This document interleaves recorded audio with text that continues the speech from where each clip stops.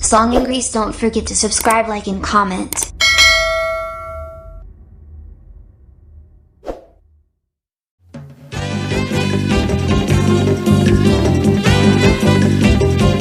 Today on Tuning In the USA, we are on a train going to Washington, D.C. Ellen Stewart is taking Alexandra Pappas to visit the nation's capital. They are, in many ways, like other tourists. They want to visit the Air and Space Museum and the many great monuments. But they are not just tourists. Ellen has some business to do with her congressman at the House of Representatives.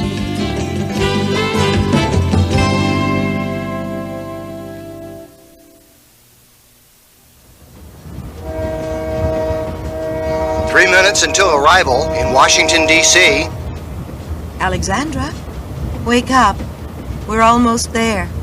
Oh, I fell asleep on the train. I guess I haven't been very good company. I'm sorry, Mrs. Stewart. That's okay. In fact, I needed the time to organize these papers. What are they? They are a petition. I've got over 5,000 signatures on it from people in our town. They all want the government to give money for after-school programs. What are you going to do with the papers? I'm going to give them to Congressman McGrath. Oh, is he expecting you? No, I'll just leave them with the secretary in his office. We have a lot to do in 2 days. Let's stop by the congressman's office and then go straight to the Air and Space Museum.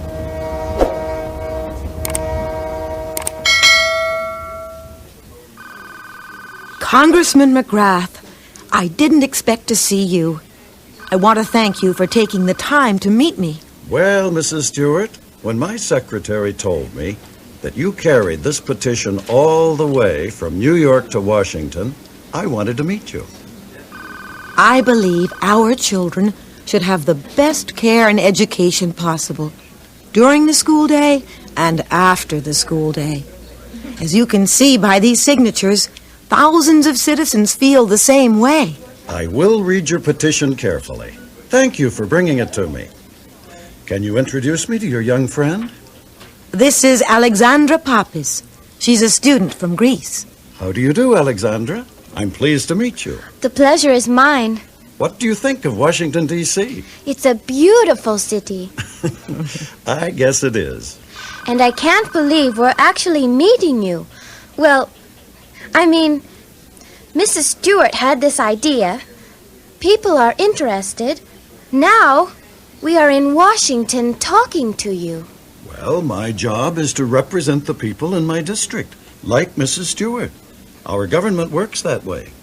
And we are getting a pretty close look at it. Now, Mrs. Stewart, I can't promise you anything will happen with this petition, but I can give you something. Here are 2 tickets to the Visitors Gallery for this afternoon. Tickets to watch Congress? Yes. Both of you can sit in the Visitors Gallery of the House of Representatives and watch Congress at work. The United States Congress. Just wait till Robbie hears about this.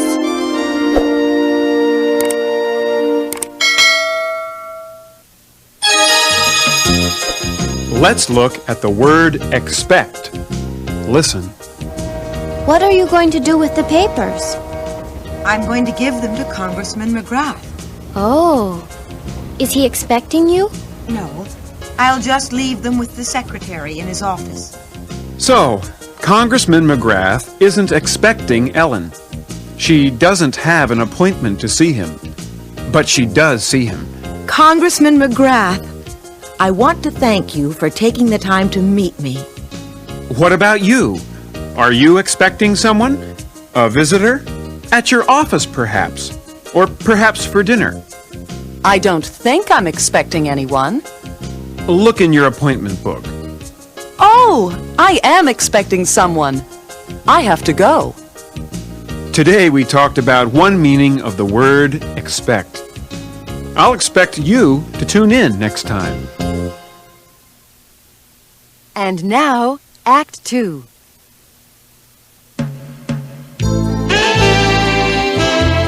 This time on Tuning In the USA, Ellen Stewart and Alexandra Pappas are sightseeing in Washington, D.C. This is their second day in the nation's capital. They have toured museums, monuments, and government buildings.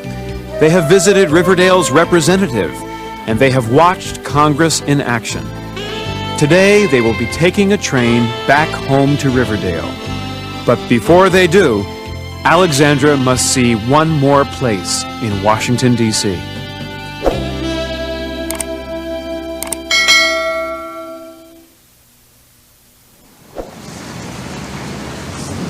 There it is, Alexandra. The White House, 1600 Pennsylvania Avenue. So that's the president's house. Yes, the president works there and lives there, too. Can anyone visit the White House? Yes, it's open to the public. I think that's so great. Anybody can go inside and look around. I'm so glad you planned this visit today. Alexandra, I've never been to the White House either. This will be interesting for me, too.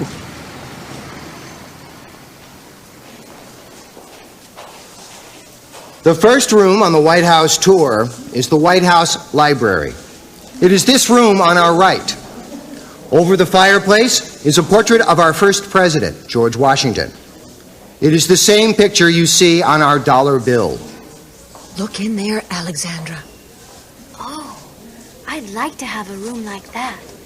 Lots of books, a fireplace, and a comfortable chair. How many presidents have sat in that chair?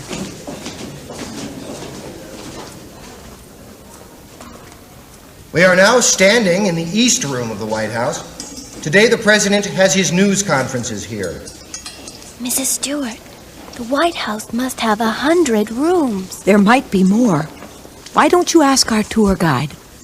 Does anyone have any questions before we move on? I have a question. How many rooms are there, altogether? The White House has 132 rooms in all. 20 are bedrooms, and 34 are bathrooms. But where does the president sleep and eat breakfast? Will we get to go there? The president and his family live upstairs. We don't allow visitors on that floor. I'm sure you can understand the reason. I think so. The president needs his privacy just like everyone else. And after all, it is his home. The president never thinks of this as his own home. He doesn't own the White House. He's just here for a few years. He and his family take care of it. Then who owns the White House? The American people. The White House belongs to them. Here we are at the north entrance. I hope you all enjoyed your visit today. I certainly did.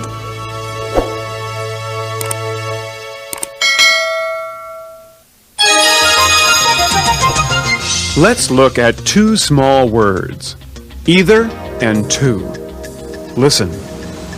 I'm so glad you planned this visit today. Alexandra, I've never been to the White House either. This will be interesting for me, too. Okay, now you and I are going to have a very short conversation.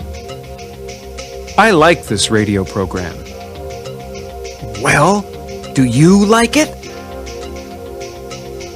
I hope you said, I like it too. Well, I don't like this radio program. I don't like it either. And I don't either. Well, I do. And I like it too. Okay. We don't have any more time. And we don't either. Either and to. Bye for now.